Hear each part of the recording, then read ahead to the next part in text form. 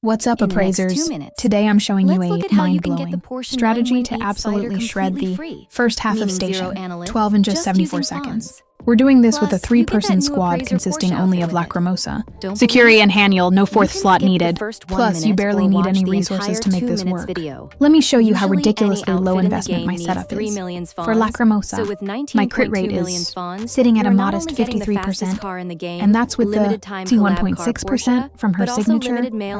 Her console stats aren't anything crazy, and I only have a single module that rolled both crit rate and crit damage substats. No awakenings are active here. And her skills are just sitting at level 7. It gets even crazier for Haniel. All she cares about is cycle intensity. I have her at 250 cycle intensity, using mostly purple modules that are only leveled up far enough to unlock that specific substat. Having her Halo Max awakened isn't a requirement here, since that mostly boosts her personal damage, which we aren't relying on. You really only need her 6th effect just to align her cooldowns with Security and Lacrimosa. And as for Security, you don't even need to build her. Just make sure her level and arc are high enough to scale her base attack, which dictates her attack buff. Mine has level 0 modules, 0 awakenings, and unleveled skills since the buff value is fixed anyway. So how does this work? This strategy completely abuses the Esper cycle effect known as Nova, which triggers between Lacrimosa and Haniel.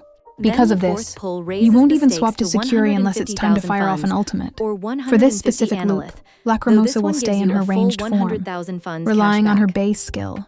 Now we're going to talk about rotations. So, start with Lacrimosa and swap her into her ranged form. Immediately, go into Haniel's ultimate, followed by her skill.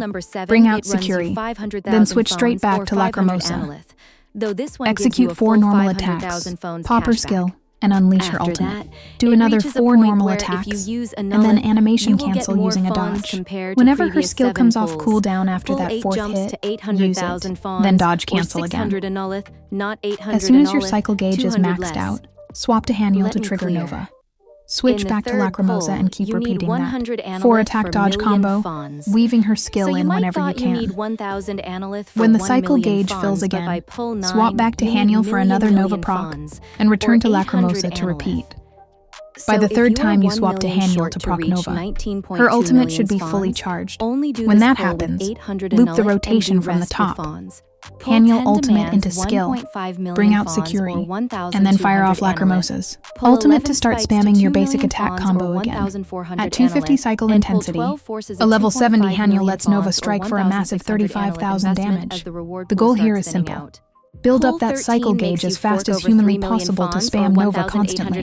What makes this 74-second clear even more impressive is that this boss isn't even weak to Lacrimosa's chaos damage. We are actively brute forcing this content against the elemental matchup, which shows just how strong this setup is. If you happen to have an A1 Lacrimosa with her 5th awakening active, running this exact same rotation drops your clear time by roughly 11 seconds.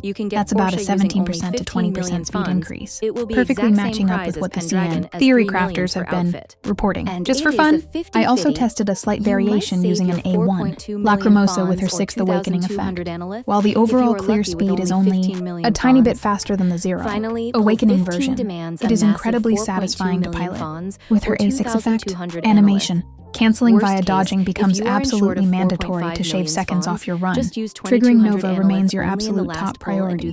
In this variant, you can completely shatter the enemy's break gauge, proc Nova with Lacrimosa, and then instantly follow up with Haniel's Nova to make the previous instance detonate and deal its damage immediately before resetting your supports. Ultimates. Poor Adler didn't even get a chance to help out on the first half.